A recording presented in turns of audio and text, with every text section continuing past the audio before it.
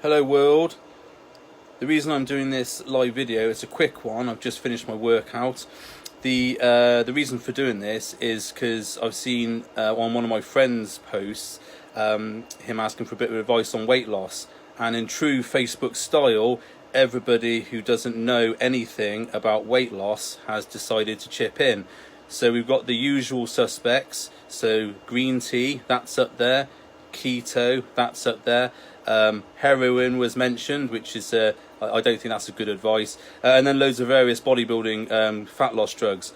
So the reason why you shouldn't do keto for explosive power sports is, in a nutshell, when you are using a very low carbohydrate, high fat diet, there's an enzyme in your body called PDH which controls explosive, powerful movements, powerful release of energy from glycogen. And if you have ever done any boxing or any sort of explosive power sport, you will know that you need explosive power to do any sort of hitting very hard. And now, no matter what anyone tells you, you will not use fat predominantly as a fuel source when you get in the ring. You will be using glycogen, and that is carb based. And if you haven't got an enzyme in your body to rapidly break down and release energy, you're going to get your head smashed in. So keto is not the best thing to do when you're doing explosive power sports, especially boxing, especially kickboxing, Thai boxing, wrestling, Mike, thanks very much, anything like that. It's not a good idea. Now, I built 8 kilos of muscle while training for boxing on keto. Yeah, okay, John, well done. In 2 weeks, yeah, okay. So don't do keto if you're trying to lose weight for a power sport. Now, that's not to say keto isn't a good idea for weight loss, because if you look at studies, there generally is a little bit more adherence when you get keto as opposed to high carbohydrate options. So if you're just a normal person and you like doing keto, you like having high fat, low carb, that's absolutely fine. I'm not saying that keto isn't a weight loss option.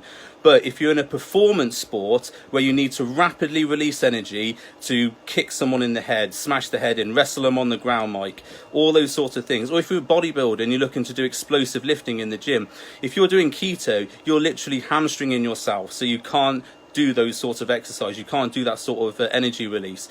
So what's the point of that? Okay, you might lose weight, but keto only loses weight because you're in a calorie deficit. And I don't want to get into the calorie deficit debate, because I've done that and had James Smith's people on my case all week.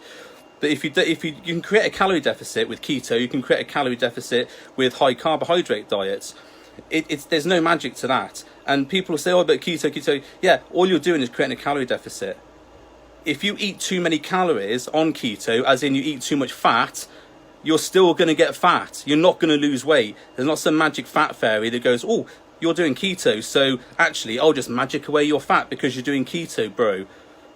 Okay, I've ranted a little bit longer. So that's it in a nutshell. Don't do keto if you're in explosive sports trying to lose weight. You need to be able to use glycogen, so you need to have carbohydrates in your diet so that you can get used to using carbohydrates more effectively. If you do keto and then load up on carbs right at the end before the fight, like a lot of people do, after they've done loads of weight restricting exercises like getting in the bath, or using loads of diuretics to make the weight, and then you try and put loads of carbs in afterwards to try and fill yourself up with energy, you're probably going to end up with stomach issues and gastric issues and not be able to fight and probably feel like shit. So all the people that I coach for explosive power sports, none of them do keto. They all have carbs in their diet. They all have periods in their diet where they're using high carbs or slightly lower carbs. But the idea is to make them use carbs more effectively, and when they are resting in their fight, so there'll be times where you're backing off from the fight and not punching, they switch back over to fat for fuel then. So that's the idea of being fat adapted, which is what people who go on a keto and say, oh, you have to be fat adapted. Yeah, so what keto does, it makes you fat. That's the only fuel source I'm going to use because I can't switch to carbohydrates very well. So it's not fat adapted, it's fat reliant. So changing your carbs around in the week and training on low carbohydrates, training on high carbohydrates, that will make you more fat adapted. But keto will not make you more fat adapted, it will make you fat reliant, which is not what you want if you're trying to smash someone's head in or kick someone's head in like my pal Scott's about to do. Right, thank you very much for watching. Any questions, put below, and have a great evening.